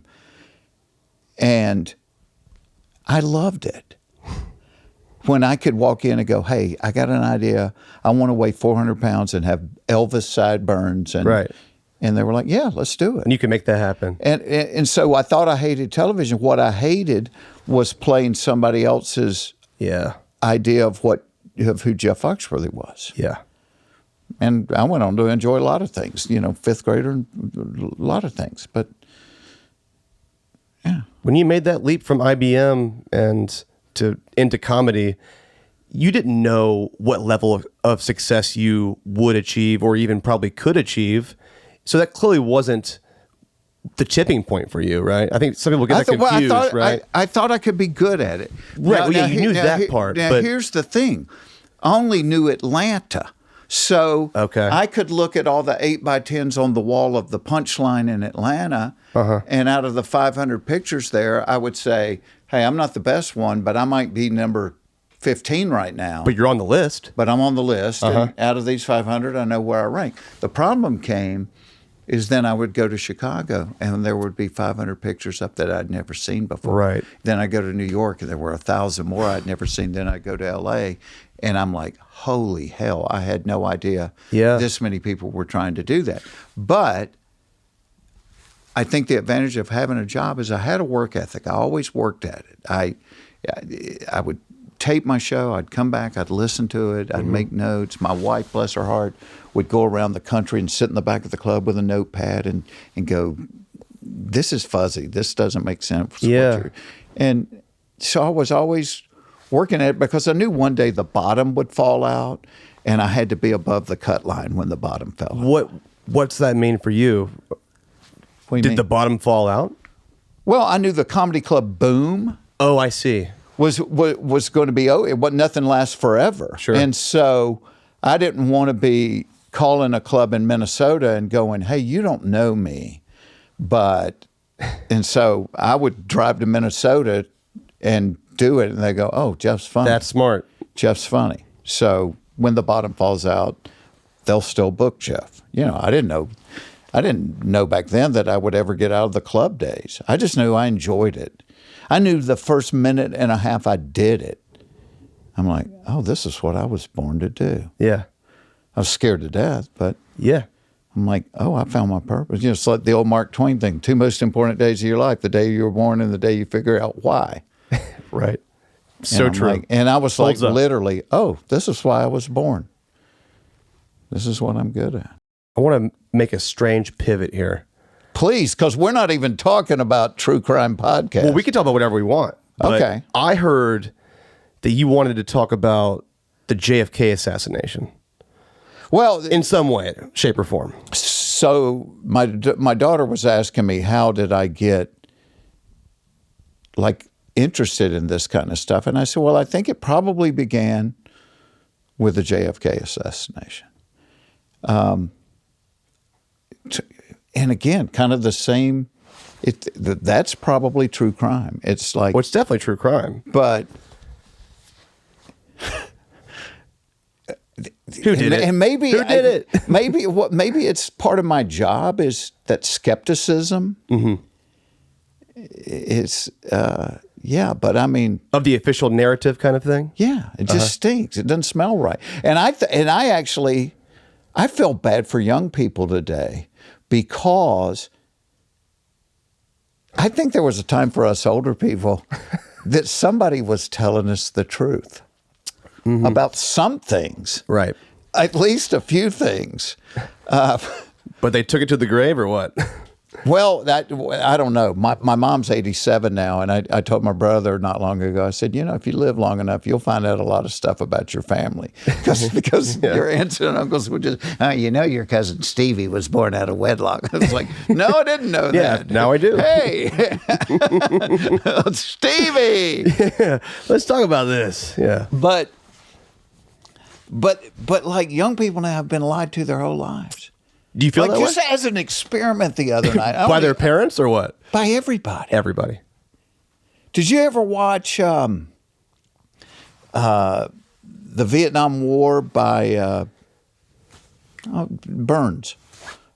Ken Burns? Ken Burns. I have not seen that, no. You need to go watch it because it's Lyndon Johnson sitting in a meeting going, all right, tonight we're going to load up 400 planes and we're bombing the piss out of Hanoi tonight.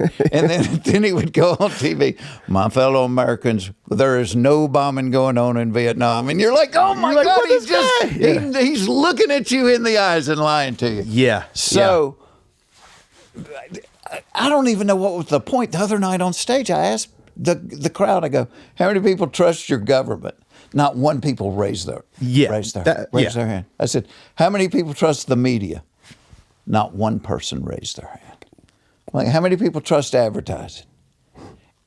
And I'm like, what does that say about us? But we used to, didn't we? As human beings. Did you trust the media when you were growing up? I did. Right. I thought Walter Cronkite was telling me the truth. Was it different back then, or do we know too much now, or? I think it's maybe a little bit of both. Yeah. Like my farm is down near Callaway Gardens. Well, the older generation of the Callaway family, Franklin Roosevelt, FDR would come down to Some of the little White Houses to Warm down there? Springs. Yeah. Down there. Well, he would hang out with the Callaway family. And I was talking to people down there that were saying, oh, yeah, when he would come down here for dinner, the Secret Service guys would have to pick him up out of the car and carry him up the stairs, and this was the chair that he sat in because he had polio. He couldn't. But the American public didn't know he had polio. How did they pull that off? How did they pull that off? I mean, He was president for 4 terms. I mean, how did That's they pull that ridiculous. off? yeah, we believed everything back then. Yeah. But now, like watching that thing with Johnson, I'm like, hell, they've always been lying to us. Yeah, right. Maybe that hasn't changed. We know more now. Also, there's more ways to find that out, I think. Yeah, there are. But what does that do to us as human beings when... So who do you trust? Like the distrust, you mean? Yeah, who do you trust? You know the media's lying to you. You know Yeah. advertising's lying to you because advertising told you, hey, if you'd get this car, Yeah. you'd be happy, and now you got the car and you're not any happier than you were. Yeah, I just don't trust the media, I think, at this point. And I mean, I think for some people that might be a lot harder because maybe they grew up trusting it and it's hard to let go of. But I think with what I do, I couldn't blindly trust that. Do Or you else I wouldn't trust be doing law a bad. enforcement? What do you think? Okay, so what does that do to us as human beings? I wish I did. That which makes us, and maybe that's part of the appeal of true crime. Mm-hmm. So we are so hungry for the truth. Yeah. We're desperately hungry for the truth. Who did this? Yeah. And maybe that's what true crime gets at, is we're going to find out who did this. And here's an element of truth in this. Yeah. And I think comedy's a little bit the same way. Is once you take away, and that's the danger of this political correct age that we're going through. And what I'm hoping is the pendulum's just swung. Yeah. Do you feel like this is just a chapter and I don't know. large book that has many more chapters that I hope so. come around? And maybe, the pendulum's too far this way and it needs to. Sure. But maybe not. I mean, but once you take away a comedian being able to tell the truth, Yeah. there's no need for a comedian. Yeah. If I've got to tiptoe around, I did a thing on the last special. I said, when I was growing up, if you wanted a trophy, you had to finish in first place. Well, I had people go online and go, "You bastard! Your generation are the people that gave my generation the participation trophies." And I'm like, I wasn't saying I was. That guy clearly also got a participation trophy. Yeah, well, but I was stating a fact. In 1968, if you wanted a trophy, you had to finish in first place. That is a fact. That's a fact. That's the truth. Yeah, no, I'm with you. That's the truth. I'm with you. And when you take away that, Yeah. then the joke's gone. Yeah. And the joke is the comparative. If they're tag with first place. Were you in the league? Yeah. Here's a trophy. Well, say if you go see a rated R movie, right?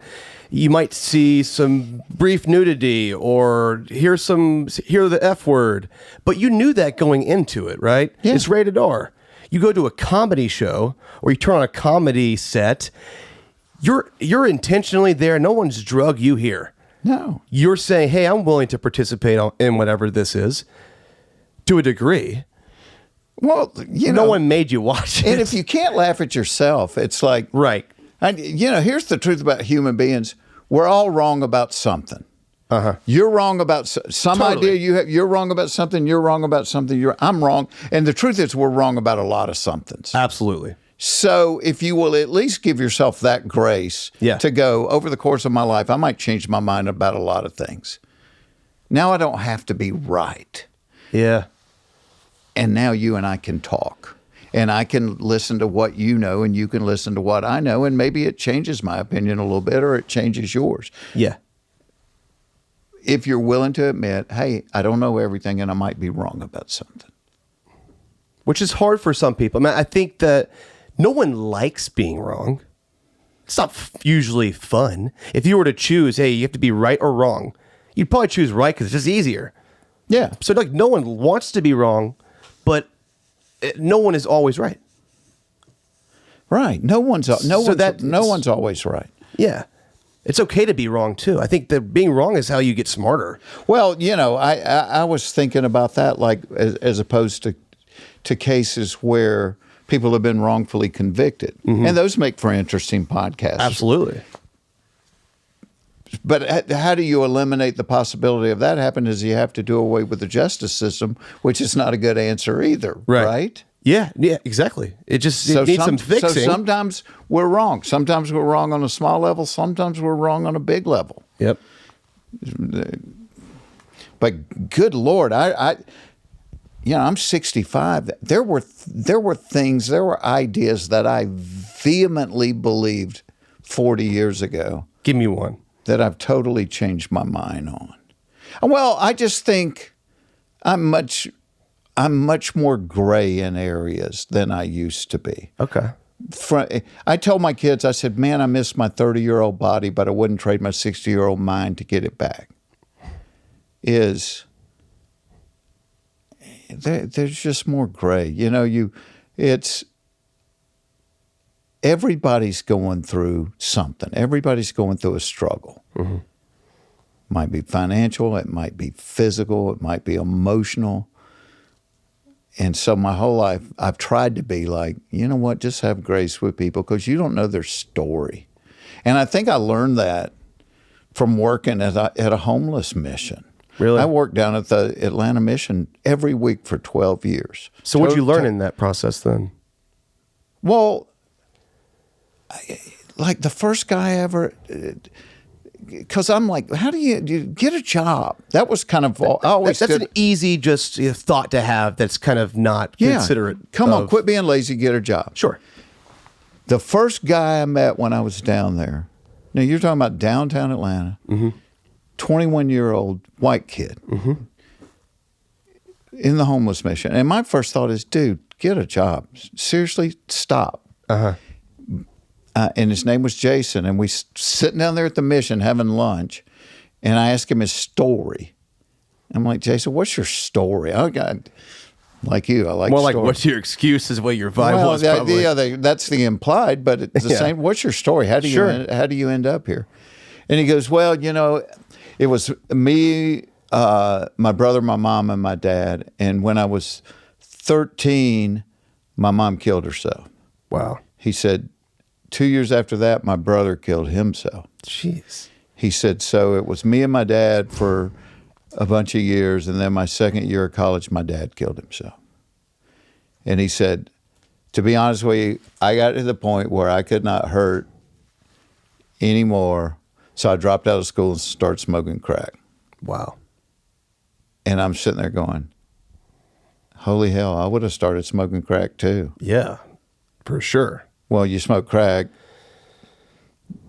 you lose your job, you lose your apartment, you're on the street. Now, the cool end of the story was Jason has since got his nursing degree and he's been sober for almost 13 years. Oh, wow.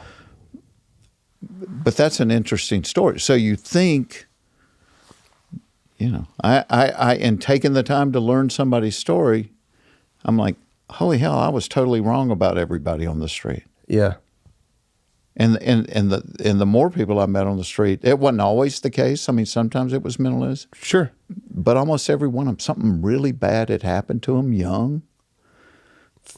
Sexual, physical, emotional abuse. Mm-hmm. And they couldn't handle the pain of it, so they started numbing either with alcohol or drugs, and you're not employable. Right. When you're an addict. And so really the addiction's the symptom. Yeah. It's the hurt that started the whole thing. But that's, you know, once you start learning that, you're like, oh, hell, I was wrong about you. I was wrong about you. So I think we have to be open to the fact that we don't know everything. Is this being consciously considerate? Yeah. Like, hey, like, because you don't literally know. You have no idea. Right. And you don't want to be naive, but I think you do have to give people at least a chance to learn their story, man. Yeah. Or you're just making assumptions. Yeah. Well, and I think, you know, I remember being a kid in Hapeville, where I grew up. Nobody had much money, but we always had really good baseball. Yeah. And I remember one time, and I won't even say the name of the school because you'll know it, but we went to play one of the private schools in Atlanta. And when we got off the bus, they were making fun of our uniforms because we had like old crappy uniforms. Oh, like just like they weren't like new and nice or something? No, they were kind of old and beat up. That sucks, yeah. But I remember them making fun of us. And I remember being a, 14, 15-year-old kid thinking, you don't know anything about me. You know nothing about me. You're just, well, now, because I've been successful at what I do, people think, oh, you're rich. Is that annoying? You're this. And I'm like, no, same guy, different shirt. Yeah. Same guy I was at 15. Better shirt. better shirt. Better threads. Yeah. I think some people aren't like that. The good ones are. I think the good ones don't change. I think some people change negatively sometimes throughout success or whatever. And I think it's just kind of a cop-out viewpoint to make assumptions like, oh, you're rich. And I was like, I don't know anything. right? I don't like that about myself, right? So this has been like 10 years ago, but I was doing an interview and a lady said to me, okay, you do stand up, you host TV shows, you do award shows, you write books, you paint. Which one are you? And I'm like, okay, that's a weird question. and I said, well, those are all things that I do, and I love what I do. I don't want to do anything else. I love what I do. But who I am is I'm a husband, and I'm a father, and I'm a brother, and I'm a son, and I'm an uncle. And I said, so through the course of my life, hopefully that what I do changes many times, because that's interesting. Yeah. But what I do and who I am are not the same thing. And I think sometimes the people that change with that success is they lose that narrative.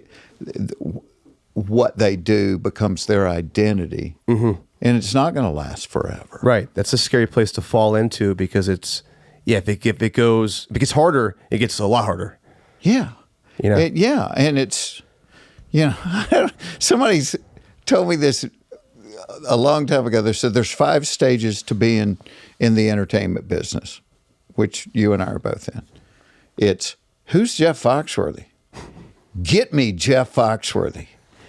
Get me somebody like Jeff Foxworthy. Whatever happened to Jeff Foxworthy? Who's Jeff Foxworthy? But if you think about it, you go full circle, baby. Yep. That's it. That's it. And you hope to get at least 2 or 3 of those at one point. It doesn't last long, Kenny Rogers said to me, he said, if your career's good, it's like a lava lamp. He goes, you heat up for a little bit, and then you go away and cool down. Then you come back up and heat up again. Yeah. Because if you stay in that bright light too long, it'll kill you. Yeah, that's true. Now, do you find creatively, like when I look back at the busiest parts of my career, I didn't really enjoy them because that was... Yeah.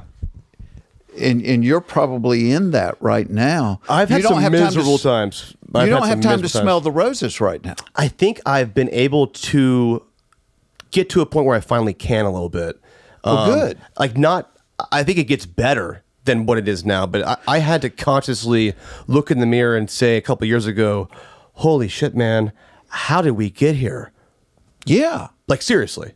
And I didn't even know. Payne has become a company. Right. When? How? What? Also, where are all my old friends? Now, do you find creatively sometimes, where are my old friends? Yeah. And creatively, sometimes your tank just runs out. Absolutely. Yeah. That spark doesn't stay the same forever, but nothing does. It's like even if you had a restaurant, every single meal isn't going to be the exact 5.0 stars. It might be a 4.7, 4.6. Yeah. Or maybe just a 4 is your floor. But yeah, I learned that I can't really... And it might be the KFC drive-through. Right, and that's a big hit or miss. Yeah. But when it hits... it hits That's what keeps you coming back, though. Yeah, right? baby. Exactly. So they're good for it eventually. Yeah. Oh, yeah. Yeah. It's like a Butterfinger. You might get 2 or 3 stale ones at the gas station. Right. But when you get that fresh Butterfinger... Oh, yeah. Oh. Or a Mentos, really, because those, I think they just really don't pull those ever, I think. No, the stale ones, I mean, it'll chip your tooth. But when you get a good pack. Like a freshie? Yeah. Oh, yeah. Out the factory? Tingling in your nether region. Oh, yeah, it reminds you of why you do this. Yeah. You do realize we're just 2 really weird guys having a conversation right now. Yeah, I think so. Hope this works. Oh, me too. Oh, yeah. I kind of always wanted to do that, though. I mean, I think I didn't have the chops for it years ago, but I do so much serious stuff that there's not a lot of room for some of the other, darker humor elements to things and just the actual human experience of this stuff, because it may look like I'm making it about myself or I'm not treating it with the right amount of sensitivity, all things that are kind of, creatively limitations, but also things that I am obligated to do to a degree, to do this respectfully.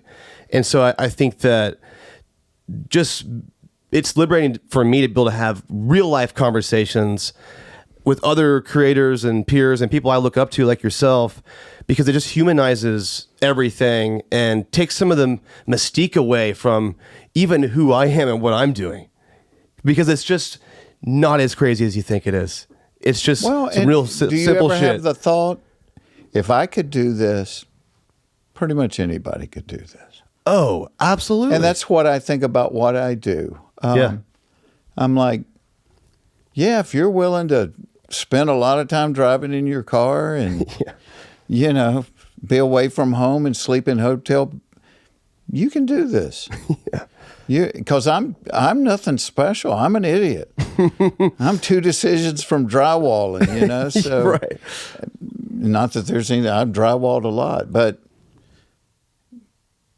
you see behind the curtain, and it's like, A, we got lucky. Yeah. And B, it's really cool because you're getting to do something creative. Yeah. But it ain't special. Back to JFK. Do you think Lee Harvey Oswald is the shooter and the sole shooter? No and no. Okay. Do you? I think so. I think he is. Really? Oh my God! Now we've got a whole other episode. Now I'm just saying. I think that mostly conspiracy theories are fun. They are, because it's like, what if, right? And it's crazy, but I think it's a little bit human nature when something really bad happens to want to have some bigger, grander explanation for why it happened. It can't just be as simple as this guy had an amazing shot from far away and it killed the president and it's just him. Can't be, right? But what if it was? Like you brought up sometimes where, Ronald Reagan, there was an assassination attempt against him. 0 conspiracy theories. Why? Because he survived it. But if you want to talk about some grassy knoll stuff, there's some oddities. There are. Yeah. And, I think if there is a conspiracy theory, which I don't know definitively anything, I think there's probably some like cover up. Somebody goes, all right, Payne, I'm going to tell you the truth, but you got to keep this just between you and me. Don't be going on your dang podcast and telling people everything. You can trust me. Yeah. Yeah. The grassy knoll, the head movement. Mm-hmm. Like the guy back there who was. I'm a hunter. Mm-hmm. His head goes back. So let's say that that's true. What does it mean? Because the biggest thing with conspiracies is like, okay, what changes everything? Well, what does it mean that we did this to him, like our own government? Not necessarily. Okay, just so there was 2 shooters. But it means that we weren't told the truth. Okay, and then it's like, okay, well, why would you hide that? Because why would you hide it if there was not just two people who... Okay, but, all right. Then why would they hide UFO stuff? I think because the implications are huge. We're all going to run out. Run. Right, which I hate that take too. But I think there's probably some people who you can't handle the truth. Yeah, it's a little bit of that, I feel like. But also, I think Gen Z doesn't give a shit about any of that. No. They're like, cool, we already thought that was true anyway. Yeah. So I think if there's ever been a good time to tell us the truth on UFOs and aliens, it's right now. Yeah, I mean, I think if there's a cover-up, it has to do with secrets they didn't want to get out about other things the government was doing that looked bad, that were wrapped up into JFK and maybe his assassination, but not that they're covering for some other shooter per se. Okay. But if you think otherwise... I mean, I could be convinced. We may have to do a whole episode. Now I got to go back and brush up. Do you have your notes? Yeah, this is a whole thing, right? It is a whole thing. Well, the bullet, I've spent a lifetime hunting. Never seen a bullet. Bullets don't look like that when they hit something, especially when they go through multiple body parts. What did it look like? The magic bullet. There's no untouched, right? It's like you carefully took white gloves and pulled it out of the cartridge casing. There's not a dent on it. Bullets look like deformed mushrooms when they hit things, especially going through wrist bones. Right, the thing explodes, right? Yeah, pretty they much. don't look like that. So why is that sitting on a stretcher in pristine shape? I don't know. It's to tie the deed to the gun in the window. And there's no doubt about it because I've got the rifling on the bullet and it matches the gun in the window, which was where Lee was. That somebody really wants you to tie that bullet to that gun. It is inconvenient, too, that Oswald was killed. In police headquarters by a guy that walked right up to him. Yeah. Oswald also wasn't taking credit for it, as most people would be proud of what they had pulled off. That's a good point. He's saying from the beginning, I'm a patsy. I'm a patsy. We should poll the audience here and see if they want a round 2 with us at some point where we dig in deep. I have to go back and study because it's been and years I'll study since too, and I read all the I'll have a books. counter argument. But also, like, I think that there are things like that I'd like to go deeper into that I probably wouldn't have an answer for. Well, I will tell you this, like, when I went and listened to the MLK tapes, it's one of my favorite podcasts ever Awesome. because I learned so much. Yeah. See, you need to make that, and you can cut this out if it's not a good business plan. You're fine. If that was a docuseries, it would be a national hit. Oh, yeah. I mean, that's Because the goal. you have generations that do not know this story. You're right. And I remember my mom telling me at breakfast that Martin Luther King was killed. I remember the day. Wow. So, and I didn't know all the stuff in this story. So I'm like, why is Kennedy talked about so much, but not this? Yeah. And I think MLK is a more fascinating, if you want to talk about a cover up. Now, do you think James Earl Ray was the lone gunman in MLK?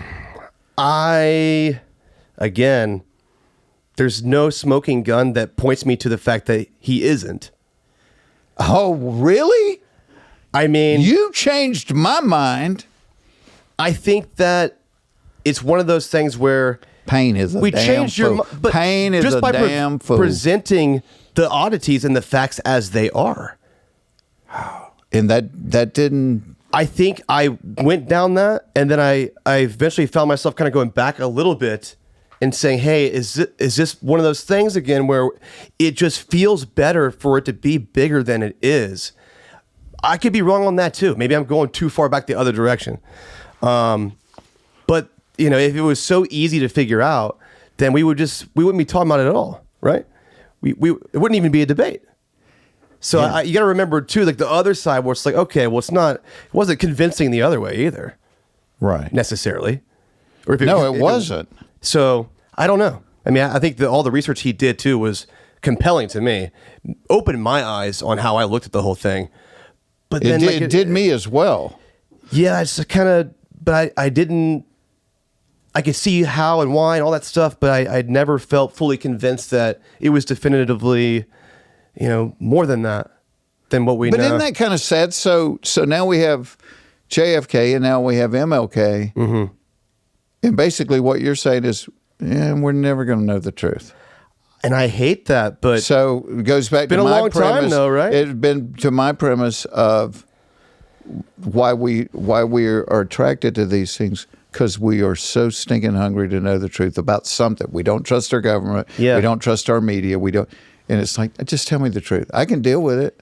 right. Just tell me the truth. I don't want to be was Hoover that corrupt? Yeah, I can like, deal probably, with it. but yeah, just confirm it. Yeah.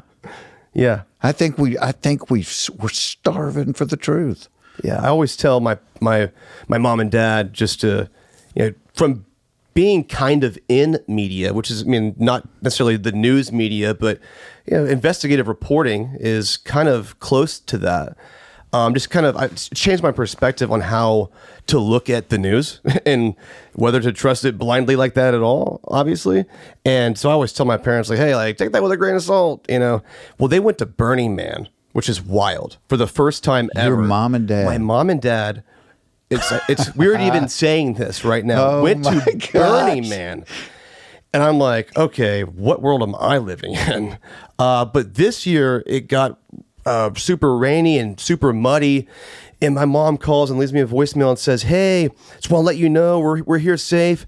I heard we made it on the news. It's the not whole as thing bad was as what like they're saying, though." It was like a goat rope, right? I mean, Well, she was people saying were like it trapped wasn't as out bad there. as they're making it look. And I was like, but that's There what we I'm go. talking about. Yeah. Because they're really making it look like that on TikTok even. Yeah. And my parents were having more fun. Yeah, it's They were like like, it was 2 like extra days It's like 100,000 people trapped in the desert at a party. Yeah. Yeah.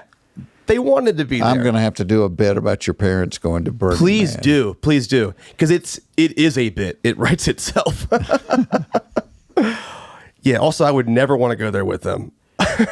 No. I would go, but I don't want to see my mom. You don't want to see her when I mom. see whatever else I see there. No, you don't. I also don't want to see any of that, as a matter of fact. Yeah. Hurt your head a little bit. Well, but at the end of the day, it's like for a comic, what you're trying to do is, and one of the, I've been so blessed that I've gotten to see the country because as a little kid, I never went anywhere. On vacation, we went to South Carolina and stayed in my grandmother's trailer on that farm for 2 weeks. That was I'd never been anywhere. Through comedy, I've been to all 50 states and just about all over the world. But what you realize is the scenery changes and the accents change, but people are the same. They are. We're even so politically divided in this country, but I think you could take somebody at either end of the political spectrum and sit them down one-on-one and say, what do you want out of life? And hey, I want to be able to afford a home. I want to be able to go to the doctor. I want to be able to take care of my children. I want to be able to buy groceries. I bet 85% of what we want, it's the same. Yeah. At both ends of the political spectrum. Now, we don't choose to celebrate the 85% that we share the same. We want to yell at each other about the 15% where we're different. But for a comic, that's all I've got. If I go on stage in Oregon, my accent's different. I grew up in a different looking place. But I'm looking for what do you and I have in common? And what those things are is our thoughts, what we say, our family. I'm looking for that connection. I think that's what podcasts are. It's that connection. We're as human beings, we're hungry for that. Yeah.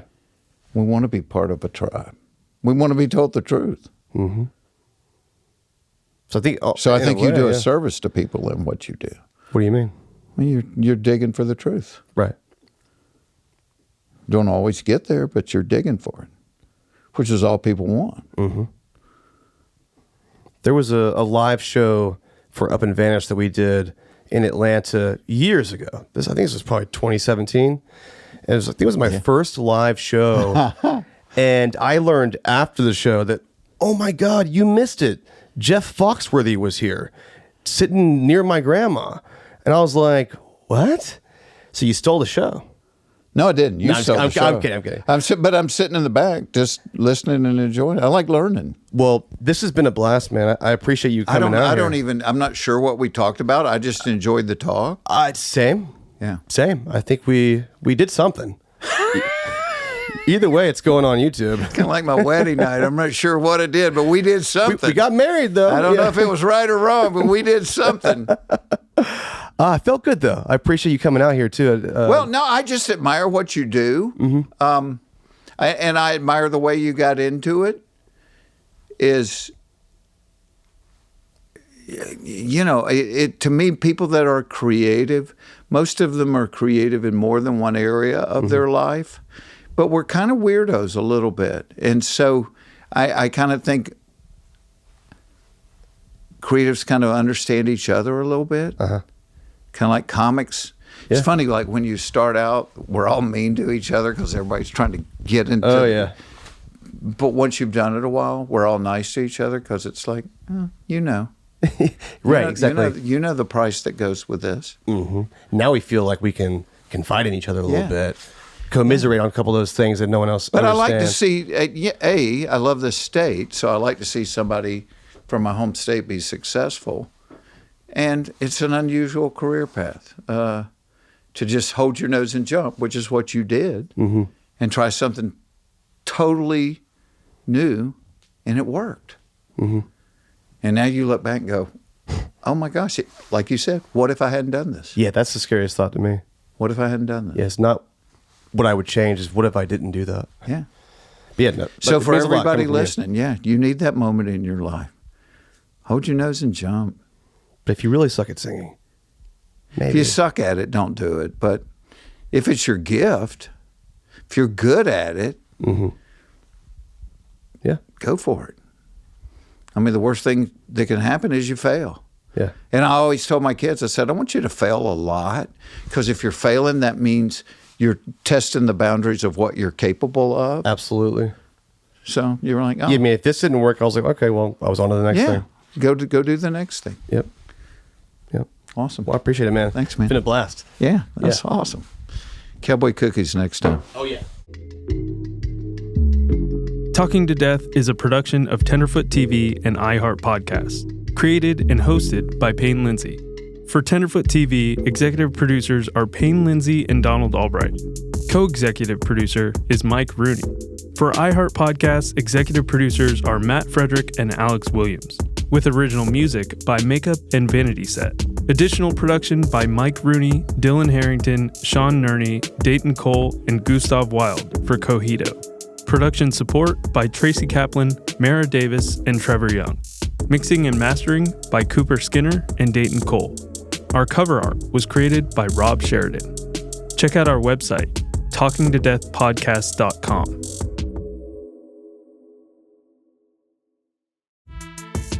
Thanks for listening to this episode of Talking to Death. This series is released weekly, absolutely free.